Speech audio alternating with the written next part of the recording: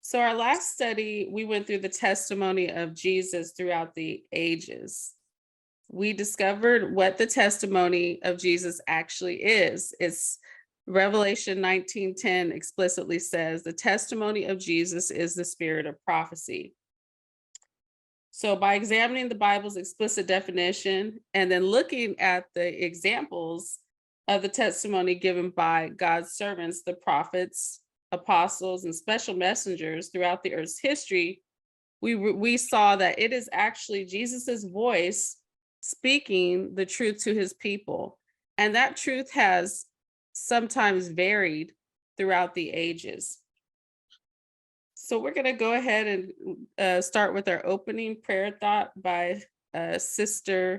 We are to see in history the fulfillment of prophecy, to study the workings of providence in the great reformatory movements, and to understand the progress of events in the marshaling of the nations for the final conflict of the great controversy. That's from Testimonies for the Church, paragraph number 8, page 307, 1904. The unfulfilled predictions of the book of Revelation are soon to be fulfilled. This prophecy is now to be studied with diligence by the people of God and should be clearly understood. It does not conceal the truth. It clearly forewarns, telling us what will be in the future. That's from Notebook Leaflets, Book 1, page 96, 1903. The solemn messages that have been given in their order in the Revelation are to occupy the first place in the minds of God's people. Testimonies for the Church, Volume 8, page 302, written in 1904. So we've been going through the testimony of Jesus, and in the last study, we went all the way from Adam, and we saw that the testimony had been rejected. With our first parents, Adam and Eve, they rejected the testimony of Jesus in the Garden of Eden. They believed what the lie that Satan said, and then we went all throughout the history. Went to Noah, Moses. We looked at the time of the judges, of the prophets and kings, Samuel and Saul, and we went all the way down to Jesus and the apostles. And we saw that even as Jesus came and he gave testimony of himself, of God, of heaven, of the plan of salvation, of him as the Messiah, that testimony was also rejected. Imagine that, the Savior of the world, and he's giving present truth for his generation. He is the Messiah, and he was rejected. So now we are going into the next section, which is the Christian dispensation, where we're going to look at the reformers, and we need to make sure that we don't reject the testimony in our generation. So we need to look closely at this. What happened after the cross, right? During the Dark Ages, what happened during the Protestant Reformation? Did the testimony survive? And where is that testimony today?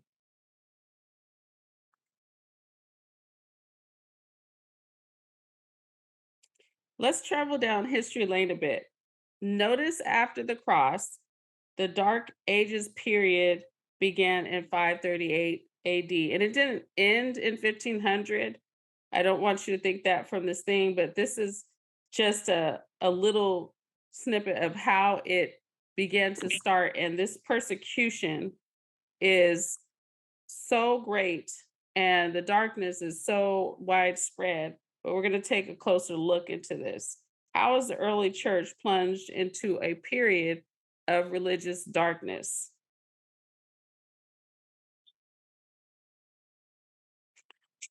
Almost immediately, as the Christian church is being established, persecution starts, first instigated by the unbelieving Jews. Later, Christianity became an irritant to Rome because polytheism was considered necessary for the government that was um, in place at that time, and was considered necessary for the emperors to maintain their rule. In fact, the emperor himself was to be worshipped as a god. This the Christians would not do, and persecution was the result. The Great Persecution, which was the most severe and most widespread persecution of the time period, occurred from 303 AD and ended in 311 AD. But an emperor named Constantine will work to popularize Christianity to the masses and merge Christianity with pagan practices. So we see almost immediately after the cross, martyrdom starts in 64 AD to 311 AD. It starts with Nero and lasts for 250 years. And we're talking about Roman persecution of the Christians. This is talking about the Roman government. So this occurs on a local and emperor-wide level intermittently during this time period. And the last few years are the worst. Let's move on. So just 10 years later, after the persecution of the Christians ends in 311 AD, on March 7th, 321 AD, Roman Emperor Constantine issues a civil decree making Sunday a day of rest. He said, all judges and city people and the craftsmen shall rest on the vulnerable day of the sun. Country people, however, may freely attend to the cultivation of fields because it frequently adapts that no other days are better adapted for planting the grain or furrows or the vines in the trenches. So he's basically only giving a small exclusion from this day of rest that he decreed to field workers and farmers. So let's read what the Great Controversy has to say about this and what was going on in the background. Great Controversy, page 53. In the early part of the 4th century, the Emperor Constantine issued a decree making Sunday a public festival throughout the Roman Empire. The day of the sun was reverenced by his pagan subjects and was honored by Christians. It was the emperor's policy to unite the conflicting interests of heathenism and Christianity. He was urged to do this by the bishops of the church. The bishops of the church, who, inspired by ambition and thirst for power, perceived that if the same day was observed by both Christians and heathen, it would promote the nominal acceptance of Christianity by pagans and thus advance the power and glory of the church.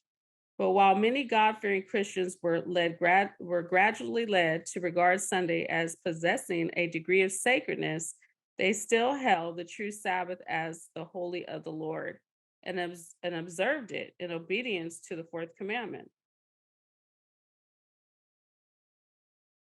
Okay, years later, Constantine's Sunday law was officially confirmed and expanded to eliminate Sabbath keepings amongst Christians by the church. So this was something the church did. The Council of Laodicea in 364 AD decreed, Christians shall not Judaize and be idle on Saturday, but shall work on that day. But the Lord's day they shall especially honor, and as being Christians shall, if possible, do no work on that day. If, however, they are found Judaizing, they shall be shut out from Christ. So this is actually a firsthand historical source that we got this from. This is records from the church, the canons that the church released at this time. So this was not a civil penalty, but it was giving the church the authority to disfellowship people who did keep the Sabbath. They were shut out from Christ. So to recap, I'm going to look at this timeline here. Christ is crucified in 31 AD, and the trouble for the Christian church doesn't end here. You can see right here that all the apostles are most all the apostles are martyred, and Christianity begins to spread like a wildfire because of persecution as the apostles are scattered, believers are scattered, and the gospel goes all throughout the Gentile world. Because of the rapid rise of this new religion, the Roman Empire looks with disdain on this religion, and persecution starts on a widespread level in 64 AD. So let's take a look at this first beast. I'm going to zoom in. This beast is the description of this beast is actually in Daniel 7:7, and this represents Rome in its governmental phase before it joins with the church. Okay, so it's a heathen nation, right? Let's read it in Daniel 7:7. And behold, a fourth beast, dreadful and terrible and strong exceedingly, and it had great iron teeth. It devoured and brake in pieces and stamped the residue with the feet of it. And it was diverse from all the beasts that were before it. So this beast represents the governmental structure of the Roman world power. So back to the timeline from the cross, it takes 33 years for Roman persecution to start officially, and that is from the very top. Nero comes on the scene, and he is a vile, evil young man. Okay, he's put into power by a power-hungry, plotting mother. He targets specifically the early Christians and blames them for a tragedy that happens in Rome, the Great Fire of Rome. Therefore, he paves the way for his administration to begin violently persecuting them. But after Nero follows the succession of emperors who will uphold or expand persecution and a lack of civil rights for Christians. This persecution, as we discussed, spans from 64 AD to 311, a period of almost 250 years, and ends when Galerius, an emperor who instigated the Great Persecution, mind you, he turns course and he issues a reprieve after experiencing a mysterious, debilitating disease. He actually appealed to the Christians to pray to their God for his recovery. But even though the church is going through this great persecution, it still doesn't stop the growth of the Christian church. The Romans say, hey, we cannot beat these people. They're just growing by leaps and bounds. So now the devil has to change gears, so to speak, to stop the knowledge of the plan of salvation from growing. Constantine becomes an emperor in 306 AD and will eventually become the sole emperor of Rome in 324 AD. But before that, as we reviewed, in 321 AD, he issues the world's first Sunday law. As we read, this was pushed by the bishops of the church, and just 43 years later, from Constantine's Sunday law, the church issues an edict outlawing Sabbath keeping amongst Christians. Now, this law did not have civil penalties, but it will pave the way. This is where we begin to see the precursors to the Dark Ages and the rise of the Roman papal power. So now on our timeline, we're in 538 AD, and this is where in Daniel 7, verse 8, we see that this same beast in Daniel 7:7 begins to change, and some horns are removed, and then a small horn head pops up. Okay, this occurs in 530 AD. It is AD and is when the Roman papal power gains supremacy. So the horn combining with the head is showing what's happening, that the church and the head is combining with the civil power, the horns, it's combined. So let's read about this terrible beast that has a weird looking horn. Daniel 7:8 says, I considered the horns, and behold, there came up among them another little horn, before whom there were three of the first horns plucked up by the roots. And behold, in this horn were eyes like the eyes of a man, and a mouth speaking great things. Skipping to verse 23, thus he said, the fourth beast shall be the fourth kingdom upon the earth, which shall be diverse from all kingdoms, and shall devour the whole earth, and shall tread it down and break it in pieces. And the 10 horns out of this kingdom are 10 kings that shall arise, and another shall rise after them, and he shall be diverse from the first, and he shall subdue 3 kings.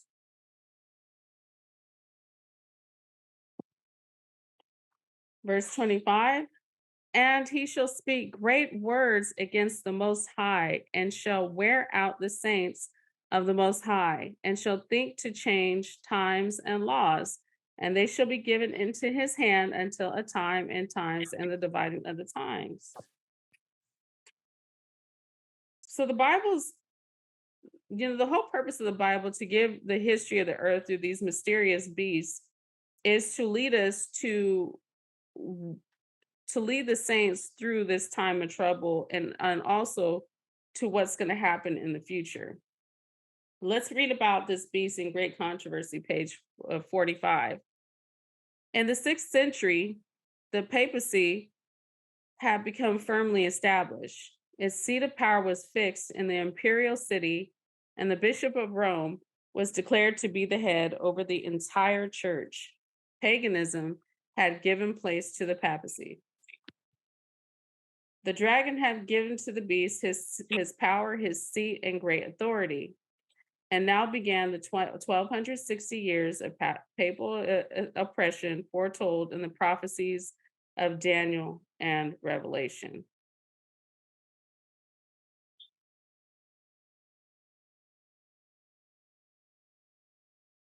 Okay, so let's look at this. So what's happening to the testimony of Jesus during the dark ages? Number one, the true church of God is on the run, but God preserves a remnant. I want to read something to you in Great Controversy as well, where the history of the Protestant Reformation is beautifully outlaid. If you haven't read it, go get that book or read it. It's free online. On Great Controversy, page 61, it says, amid the gloom that settled upon the earth during the long period of papal supremacy, the light of truth could not be wholly extinguished. In every age, there were witnesses for God, men who cherished faith in Christ as the only mediator between God and man, who held the Bible as the only rule of life, and who hallowed the true Sabbath. In Britain, where the worship of the true God remained, Romish emissaries were sent to the resisting Britons with this message: if you will not receive brethren who will bring you peace, you shall receive enemies who shall bring you war. If you will not unite with us in showing the Saxons the way of life, you shall receive from them the stroke of death. These were no idle threats. War, intrigue, and deception were employed against these witnesses for a Bible faith until the churches of Britain were destroyed or forced to submit to the authority of the Pope.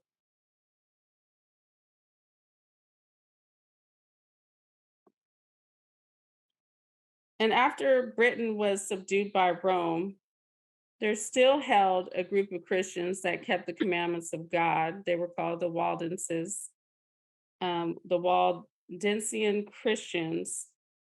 And we can read about that and great controversy.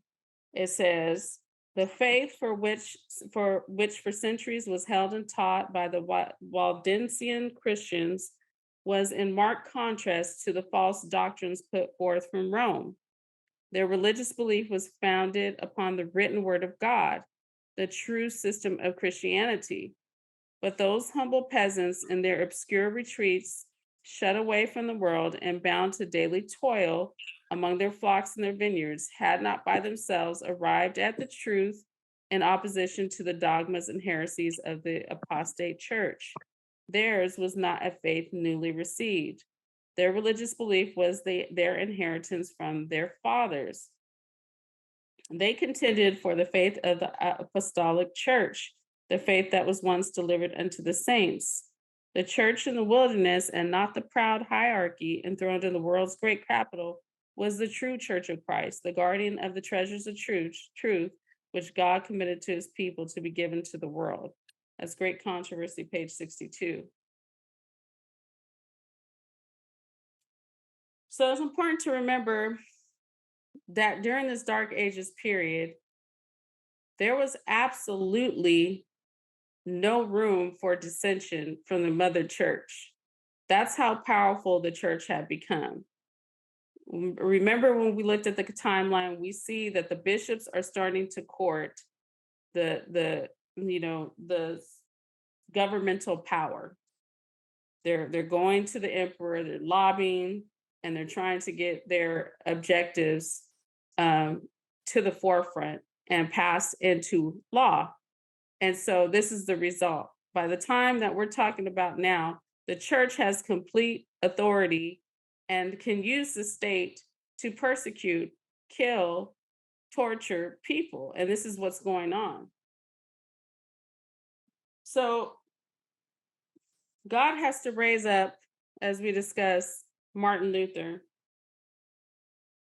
And his message was righteousness by faith, because remember, in Roman Catholic religion, you had to do a variety of things that were prescribed by the priest in order to attain salvation. And so that was actually what Martin Luther came against. He started seeing some things, and the reason why he was able to see it is because he actually finally found the whole Bible in the archives of the church. So he was a Catholic monk first, and then he was ordained a priest. And Ellen White writes about him. She says, foremost among those who were called to lead the church from the darkness of popery into the light of a purer faith stood Martin Luther, zealous, ardent, and devoted, knowing no fear but the fear of God, and acknowledging no foundation for a religious faith but the Holy Scriptures. Luther was the man for his time. And through him, God accomplished a great work for the reformation of the church and the enlightenment of the world. Now, one day when examining the books in the library of the university, Luther discovered a Latin Bible. Such a book he had never before seen. He was ignorant of even of its existence. He had heard portions of the Gospels and epistles, which were read to the people at public worship, and he supposed that these were the entire Bible. Now, for the first time, he looked upon the whole of God's word. With mingled awe and wonder, he turned the sacred pages. With quickened pulse and throbbing heart, he read for himself the words of life, pausing now and then to exclaim, "Oh, if God would give me such a book for my own." Angels of heaven were by his side, and rays of light from the throne of God revealed the treasures of truth to his understanding. He had ever feared to offend God, but now the deep conviction of his condition as a sinner took hold upon him as never before. Great Controversy, page 122. So when we look at Martin Luther, we see, she says angels of God were by his side. The testimony of Jesus is starting to illuminate the mind of Luther. And then he is giving his testimony to Luther to give to the church. Something needs to happen. The church has been plunged in darkness for almost 1,000 years. And even though God has, preserved a remnant through, some of the far reaching countries like Scotland and Britain, we read about that. And then the Waldenses, um, he needs his light to go forth with even greater power. So in 1500 AD, this is who he raises up, Martin Luther. So Martin Luther, some of the things that he did, he read the entire Bible and he endeavored to give it to the people. So he developed his theology and doctrine contrary to the Roman Church. He establishes the doctrine of righteousness by faith. And for this, and this is not any small task, because he takes this stance and he's within the church, he goes through an arduous process of appearing before emperors, church leaders, and eventually opposes the Pope directly with his doctrine. And he's eventually denounced as a heretic, and the church wants to put him to death. He has to go into hiding. But his legacy is that he actually gave the entire New Testament and translated it into German for the German people. This is what Luther had to say about um, his stance, and he lived a very tumultuous life. In every age, the saints have been compelled to rebuke kings, princes, recreant priests, and wise men at the peril of their lives. I do not say that I also am a prophet, but I do say that they ought to fear precisely because I am alone. While on the side of the oppressor are numbers, caste, wealth, and mocking letters, yes, I am alone, but I stand serene, because side by side with me is the word of God, and with all their boasted numbers, this, the greatest of powers, is not with them.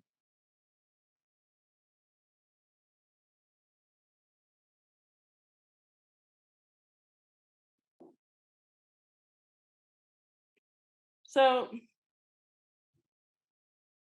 moving on, after Martin Luther, there is a huge movement that flushes all throughout Europe, and it awakens people everywhere. And whole countries are taking their stance, and he's publishing his letters. He publishes the 93 Thesis, where he's talking against the practice of the church charging for indulgences. And so this movement is raised up in direct opposition to this menacing huge church state power of the Roman Catholic state. But they have more things up their sleeve, right? So we're going to read about the Jesuits, what happened with them. Throughout Christendom, Protestantism was menaced by formidable foes. The first triumphs of the Reformation passed. Martin Luther and those that were with him at the time, they're gone right now. Rome has summoned new forces hoping to accomplish its destruction. At this time, the Order of the Jesuits was created, the most cruel, unscrupulous, and powerful of all the champions of popery, cut off from every earthly tie in human interest, dead to the claims of the natural affection, reason, and conscience, wholly silence. They knew no rule, no tie, but that of their order, and no duty but to extend its power. So, to combat the forces of Protestantism, Jesuitism inspired its followers with a fanaticism that enabled them to endure like dangers that the Christians were already, or the Protestants were already facing, which was death, torture, and all those things, and to oppose to the power of truth all the weapons of deception. There was no crime too great for them to commit, no deception too base for them to practice, no disguise too difficult for them to assume. Vowed to perpetual poverty and humility, it was their studied aim to secure wealth and power, to be devoted to the overthrow of Protestantism and the reestablishment of the papal supremacy. That's Great Controversy, page 234. So the Jesuits were very deceptive, and actually, they're still an organization today. They were established in the 1500s in a response to the Protestant Reformation, and they still are here today. You can actually look up their website. So this is what she says about them. When appearing as members of their order, they wore a garb of sanctity, visiting prisons and hospitals, ministering to the sick and the poor, professing to have renounced the world, and bearing the sacred name of Jesus, who went about doing good. But under this blameless exterior, the most criminal and deadly purposes were concealed. It was a fundamental principle of the order that the end justifies the means. By this code, lying, theft, perjury, assassination were not only pardonable, but commendable when they served the interests of the church. Under various disguises, the Jesuits worked their way into offices of the state, climbing up to be counselors or kings and shaping the policies of nations. The Great Controversy, page 234. Now let's think about this for a moment. Do we think that this is still not going on now? Within all the Protestant churches, evangelical churches, or even our own beloved church, do we think this does not happen today in these present world governments? Let's read a quote in Testimonies, Volume 4, where Ellen White is warning us. Satan's chief work is at the headquarters of our faith. He spares no pains to corrupt men in responsible positions and to persuade them to be unfaithful to their trusts. He seeks by all the means in his power to shake the confidence of God's people and the voice of warning and reproof through which God designs to purify the church and prosper his cause. It's Testimonies, Volume 4, 210. She continues, it is Satan's plan to weaken the faith of God in the testimonies. When the testimonies, which were once believed, are doubted and given up, Satan knows that the deceived ones will not stop at this, and he redoubles his efforts till he launches them into open rebellion, which becomes incurable and ends in destruction.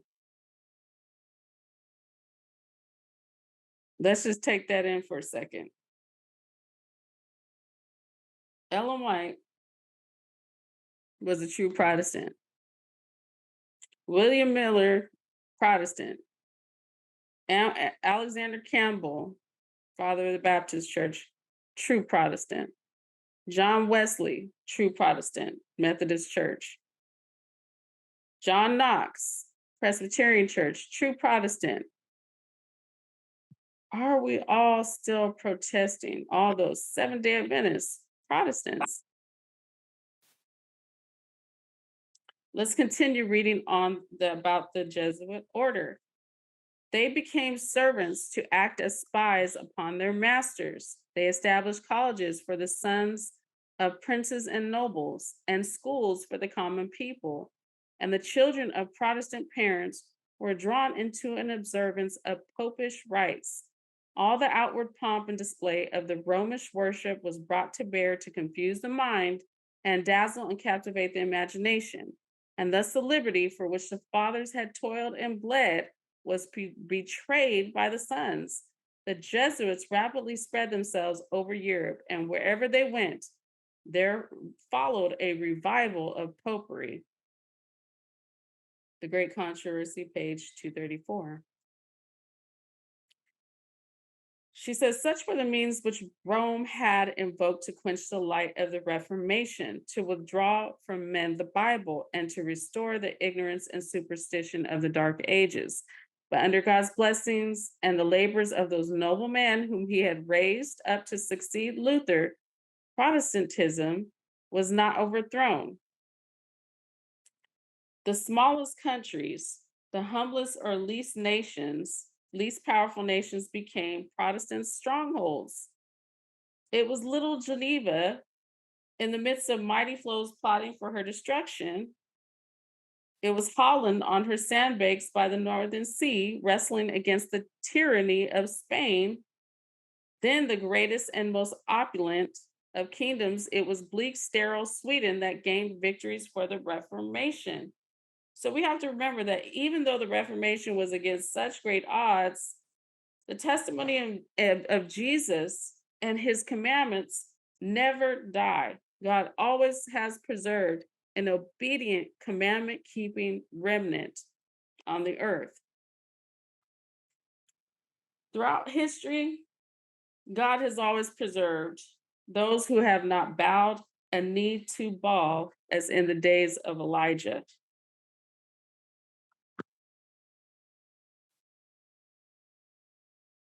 So we're going to go and look at one more reformer, which is John Wesley. And he preached saved by grace, okay? But he did not do so to the exclusion of God's law and the plan of salvation. I'm reading from Great Controversy, page 263. John Wesley, he's the father of the Presbyterian Church, I believe. Wesley declared the perfect harmony of the law and the gospel. There is therefore the closest connection that can be conceived between the law and the gospel. On the one hand, the law continually makes way for and points us to the gospel. On the other, the gospel continually leads us to a more exact fulfilling of the law. The law, for instance, requires us to love God, to love our neighbor, to be meek, humble, or holy. We feel that we are not sufficient for these things, yea, that with man this is impossible. But we see a promise of God to give us that love and to make us humble, meek, and holy. And we lay hold of the gospel of these glad tidings. It is done to us according to our faith, and the righteousness of the law is fulfilled in us through faith, which is in Jesus, in Christ Jesus. That's John Wesley writing. In the highest rank of the enemies of the gospel of Christ, said Wesley, are those who openly and explicitly judge the law itself and speak evil of the law, who teach men to break, to dissolve, to loose, to untie the obligation of not one only, whether of the least or of the greatest, but all the commandments at a stroke. So thus God was still working and giving his testimony through the reformers and still preserving the sanctity of his commandments. So let's review what we've learned so far. In summary, history's records show that during the Dark Ages, Romish horror abounded, and the Roman Catholic Church went to every length to search out new territories that still had religious liberty. The stake, the rack, and other employments of cruelty were used to compel the conscience and bring Christians under the dominion of the papacy. So to preserve the truth and give the people the right to choose of their own free will, the Protestant Reformation is needed. And God raises up a Catholic priest to protest the evils in the church, fight for religious liberty, and begins to take the church step by step and back into Bible truths. This Protestant Reformation is responsible for the rise of the United States and her allies, the Protestant nations. Zoom in. As Protestantism arises, this papal power will slowly decline. We're going to read about that in just a moment in the book of Revelation and Spalding and Megan collection.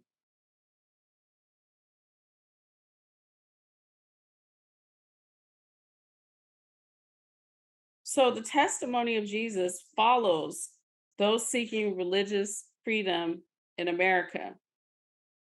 Now, even as this testimony is through the Reformation goes to America, it is in fact responsible for America being established in religious liberty. But a portion of the truth has still been cast down. God's Sabbath, and when America is established in 1776, God's Sabbath is still being cast down, and Christ's mediatorial system replaced by man's system in some places around the world. And we know that the papal power is still lurking in the background. But from inspiration, which I'm going to read to you, we know that the papal power will not be the front runner in the final movements of this country when it starts to dissolve its constitution. The Protestants will. The papal power will join in and have been undoubtedly working in the background, of course, towards this end. But they themselves have been surprised at the conciliations offered by the Protestants. How soon do we forget our history? The Roman Catholic power is still seeking to regain the world dominance she lost through the blow or deadly blow that the Protestant Reformation dealt her. Let's read about it. So now we're looking at Revelation 13:11, verse 11 and 12, and we're looking at another beast that comes up, and a lot of Adventists know about this beast very well. This is the two-horned beast of Revelation 13. And it says, "And I beheld another beast coming out of the earth, and he had two horns like a lamb, and he spake as a dragon. And he exercises all the power of the first beast before him, and causeth the earth and them which dwell therein to worship the first beast, whose deadly wound was healed." When we look at the beast with two horns in Revelation 13, John sees the beginning and the end of a Protestant nation, the United States. He sees how they came up. They came up as a lamb with principles of religious liberty, writing a constitution that ensured people will be able to worship freely in this country. And then he sees the moment they return back to those despotic principles of Rome. He sees when they speak as a dragon. Let's read another quote on this very subject in Spalding and Megan collection, page 1. This is a lesser known collection of Ellen White's writings, but a very good and powerful one. "I saw that the two-horned beast had a dragon's mouth, and that his power was in his head, and that the decree would go out of his mouth. Then I saw the mother of harlots, that the mother was not the daughters, but separate and distinct from them. She has had her day, and it is past. And her daughters, the Protestant sects, were next to come on the stage and act out the same mind that the mother had when she persecuted the saints. I saw that as the mother has been declining in power, the daughters have been growing, and they will soon exercise the power once exercised by the mother." So, I mean, this quote, I know that as Adventists, we always are focusing on the Catholic Church, the Catholic Church, the Catholic Church, but there's so much in the writings that tells us that it is not going to be the Catholic Church, at least not on the forefront. It will be the Protestant sects. Let's look at some more.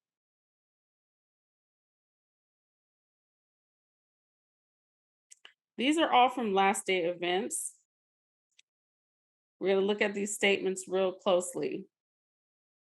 It says, "When our nation shall so abjure the principles of its government as to enact a Sunday law, Protestantism will in this act join hands with popery." Who's doing the act? Protestantism, right? Next one is from Maranatha, page 179, or Last Day Events. "Protestants will throw their whole influence and strength on the side of the papacy. By a national act enforcing the false Sabbath, they will give life and vigor to the corrupt faith of Rome, reviving her tyranny and oppression of conscience. Okay, so let's think about that. They're going to throw their whole influence and strength on the side of the papacy, but how are they doing that? Are they officially saying, "Oh, Catholic Church, we return to you and we bow down to you"? No, they're doing it by trying to enforce a religious code on a secular society, a free society. Let's read the next one. Romanism in the old world and apostate Protestantism in the new will pursue a similar course toward those who honor all the divine precepts. That's great controversy. So Romanism was in the old world, but Protestant is going to be in the new world. And who is the world power right now? The Protestant nations. We have two more really good ones. When the leading churches of the United States, united upon points of doctrine as are upheld by them in common, shall influence the state to enforce their decrees and sustain their institutions, then Protestant America will have formed an image of the Roman hierarchy, and the infliction of civil penalties upon dissenters will inevitably result. So here it says something a little bit different. It's not just talking about the Sunday law. It says, when they shall influence the state to enforce their decrees and to sustain their institutions. Let's read the last one. When Protestantism shall stretch forth her hand across the gulf to grasp the hand of the Roman power, when she shall reach over the abyss to clasp hands with spiritualism, when under the influence of this threefold union our country shall repudiate every principle of its constitution as a Protestant and Republican government, and shall make provision for the propagation of papal falsehoods and delusions, then we may know that the time has come for the marvelous working of Satan and that the end is near. Oh, I forgot about these two. This is very important for our next chart that we are going to look at, because it shows what John is seeing after the United States speaks as a dragon, what will happen in the book of heaven and what's going to be the result of that. And that's on Last Day Events, page 133 and 134. The people of the United States have been a favored people, but when they restrict religious liberty, surrender Protestantism, and give countenance to popery, the measure of their guilt will be full, and national apostasy will be registered in the books of heaven. That's Last Day Events, page 133. National apostasy will be followed by national ruin. When our nation and its legislative councils shall enact laws to bind the consciences of men in regard to their religious privileges, enforcing Sunday observance and bringing oppressive power to bear against those who keep the 7-day Sabbath, the law of God will, to all intents and purposes, be made void in our land, and national apostasy will be followed by national ruin. So this is the question we need to ask ourselves. Is prophecy being fulfilled? Okay, now, we've had recent Supreme Court rulings favoring Protestants. Okay, now they call them evangelicals now, but we know that all evangelicals came from the Protestants, right? We have the reversal of Roe versus Wade, abortion. We have the postal worker. Now, the Supreme Court narrowed the undue hardship for employers, making it hard for them to refuse a day of rest. Okay. And so this was not for the Sabbath, the seventh day. This was for Sunday. And when this story broke out, everyone was talking about the Sunday Sabbath. Even the news anchors said this postal worker wanted the Sunday Sabbath off. So even though we as Adventists might have thought, okay, this is a great victory, maybe we can get the Sabbath off, maybe we'll have more protections. Remember, it's not going to be used for the Sabbath day. It's not going to be used for the seventh day. This is paving the way for the Sunday Sabbath. Another ruling on the Supreme Court, Christian graphic designer wins, ruling in favor of, they define it now as religious liberty to refuse services to the LGBTQ demographic. Now, the thing that troubles me the most is that I am seeing a lot of Christian Adventists that are for these things. And are we listening to the testimony? Are we listening to the prophecy? We just read the testimony, and we're going to get into, in the next study, we're going to get into the 2300 days and how God called Ellen White as a special messenger to this last generation. But we have these writings, and we're being warned of supporting these movements, but yet we're still celebrating when the Protestant government is basically starting to legalize and put it into their code, their religious beliefs. If you do that in a free society, it just isn't free anymore.